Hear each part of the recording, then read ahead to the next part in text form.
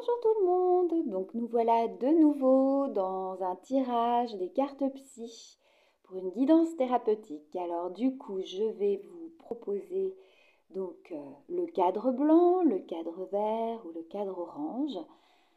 N'hésitez pas à appuyer sur pause si vous avez besoin d'un petit peu de temps de réflexion et on va voir donc à quel groupe vous appartenez et quelle est votre thérapie de la semaine. Bonjour groupe 1. Alors vous, c'est tout un programme. Alors c'est assez marrant. Donc c'est le thème de la parentalité. Alors marrant dans quel sens? C'est parce que récemment j'ai fait une vidéo, si vous voulez aller voir, sur les gens qui étaient en parcours de PMA. Et du coup, ça m'y fait penser automatiquement. Donc regardez bien l'image, hein. On a moi, on a une femme avec un bébé, de l'autre côté on a moi toute seule. La parentalité, c'est un vaste sujet, hein. Aujourd'hui, on est dans une société où on nous culpabilise pour tout. On nous culpabilise sur la manière d'éduquer les enfants, on nous culpabilise si dans nos choix, si on a fait le choix de ne pas avoir d'enfants, par exemple, ou si on a fait le choix d'en avoir mais qu'on n'y arrive pas. Donc il y a une pression au niveau de cette parentalité qui est bien présente. Euh,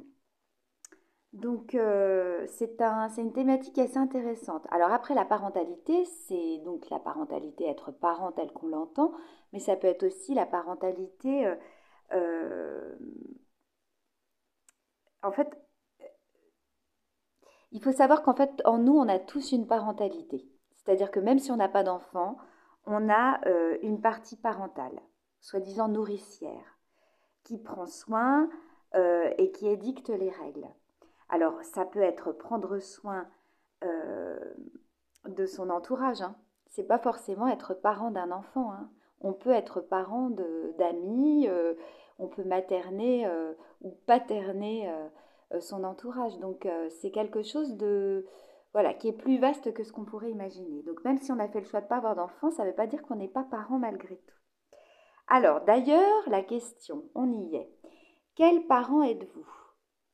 Et pour qui? Pour vous, pour les autres, pour lesquels? Parce qu'on peut être aussi parent de soi-même, hein, c'est vrai, hein. On appelle ça le reparentage en psychologie, c'est très efficace comme technique quand on a eu un manque affectif au niveau parental. Donc voilà, est-ce que vous êtes un parent pour vous? Vous êtes un parent pour les autres? Et si c'est les autres, lesquels? Si vous avez des enfants, qu'est-ce que vous ressentez dans votre place de parent? Vous êtes plutôt satisfait, vous êtes fier, vous êtes impuissant, vous êtes frustré, vous culpabilisez. Si vous n'en avez pas, comment cela se passe-t-il pour vous? Est-ce que vous avez des convictions sur ce thème en lien avec des valeurs, qu'elles soient familiales, sociales, écologiques, démographiques ou autres? Est-ce que vous vous comparez en tant que parent à ce que font les autres? Est-ce que vous formulez des avis sur la parentalité de votre entourage? Qu'en est-il de la parentalité de vos parents vis-à-vis de vous? Que vous a-t-elle fait vivre, cette parentalité familiale, hein, avec vos parents? Y a-t-il des choses que vous reproduisez consciemment, inconsciemment, ou au contraire vous inscrivez-vous plutôt contre ce que vos parents vous ont fait vivre? Et dernière question, comment prenez soin de vous? Voilà, groupe 1. Écoutez, je vous souhaite une excellente semaine et je vous dis à la semaine prochaine. Bonjour, groupe 2. Ah, pardon. Je ne sais plus si c'était le cadre vert, le groupe 2. Donc, si je me suis trompée, je suis désolée. Vous serez le groupe 2 quand même. Donc, groupe 2, vous avez la spontanéité. Alors, la spontanéité, tout un programme, hein. Donc, la spontanéité, il faut savoir que quand on est enfant, on est spontané, on est sans filtre. Et après, en grandissant, on peut perdre un peu cette spontanéité. On la perd et c'est dommage, hein. Mais on a tous un potentiel de spontanéité en nous. Alors, ça ne veut pas dire qu'il faut tout lâcher non plus, mais en tout cas, ça signifie qu'il faut s'autoriser à vivre, à ressentir et incarner un peu plus de légèreté par rapport aux autres. Être spontané, c'est pas si simple. c'est vraiment se délivrer sans filtre en fait. Et il y a des gens pour qui c'est plus compliqué. Il y en a pour certains, il n'y a aucun souci. Mais pour d'autres, c'est un petit peu plus bloqué, on va dire. Alors, bloqué dans quel sens? Par peur, toujours. Hein, peur de blesser, peur de la honte d'être ridicule, euh, par de la pudeur, par des règles qu'on s'impose de façon parfois assez rigide.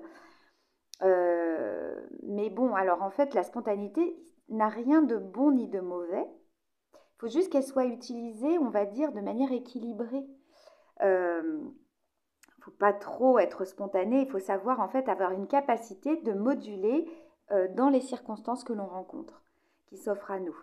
Donc c'est la spontanéité, c'est vrai que c'est l'inverse du contrôle et de la maîtrise, mais si on est capable de se laisser aller lorsqu'on en a envie et de se retenir lorsqu'on le croit souhaitable, je pense que là vraiment on trouve le parfait équilibre. Voilà, mais des fois, c'est vrai que c'est compliqué de sortir d'une position qu'on a eu l'habitude de faire et puis on ne sait pas. Voilà, c'est pas facile d'être spontané, c'est clair. Hein. Quel rapport vous entretenez, vous, avec la spontanéité?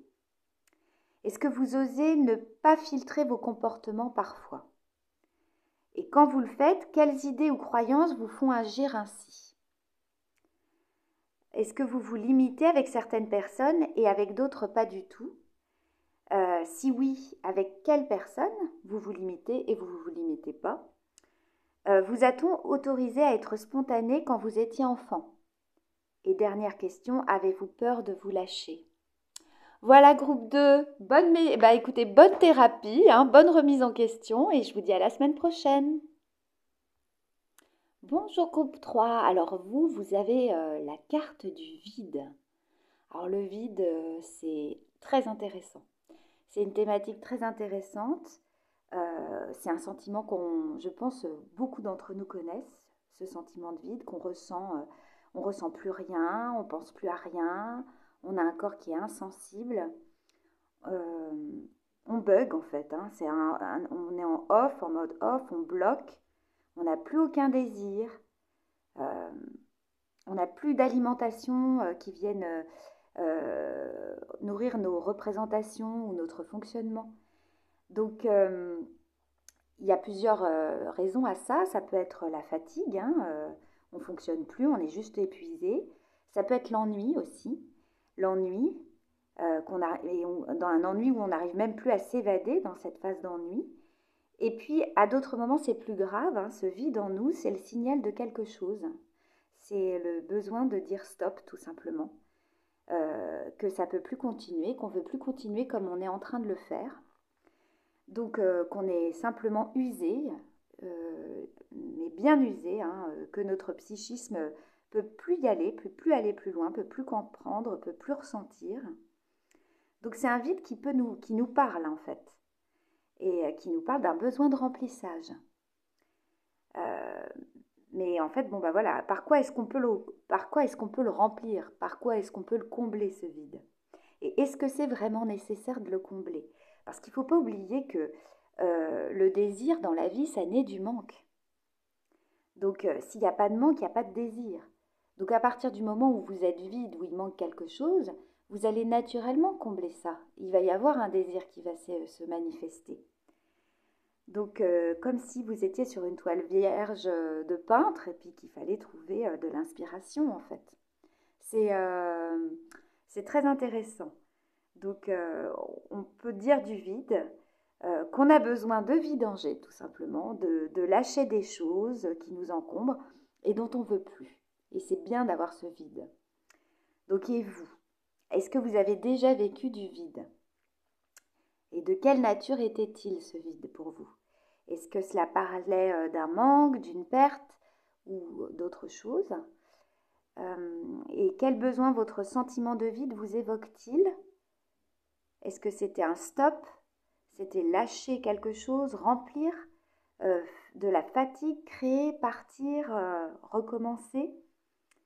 Comment est-ce que vous avez réagi à ce vide?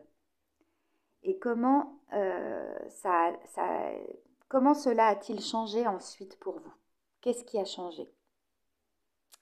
Voilà, groupe 3, bah, c'est une belle méditation, on va dire. Je vous invite vraiment à vous poser toutes ces questions, même si c'est clôturé pour vous, ce vide, mais c'est peut-être intéressant de vous y replonger un peu. Je vous souhaite une très bonne semaine et je vous dis à la semaine prochaine. Au revoir.